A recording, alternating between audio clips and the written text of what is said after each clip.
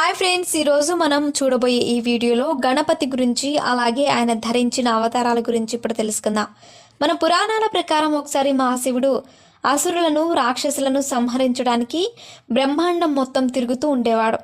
అలా మహాశివుడు లేని సమయంలో పార్వతీదేవి కైలాసంలోని గౌరీకుండ్లోని పసుపు మరియు చందనములను కలిపి ఒక బొమ్మను తయారు చేసి దానికి ప్రాణం పోస్తుంది. అప్పుడు పుట్టిన అతనికి వినాయకుడని పేరు పెడుతుంది. అతన్ని తన కుమారుడిగా పెంచుకుంటుంది. ఒకసారి పార్వతీదేవి స్నానానికి వెళ్తూ లోపలికి ఎవరిని రాకుండా చూడమని వినాయకుడిని అక్కడ కాపలాగా పెడుతుంది. అదే సమయంలో మహాశివుడు అక్కడికి వస్తాడు. కానీ వినాయకుడు మహాశివుడిని లోపలికి వెళ్ళడానికి అంగీకరించడు.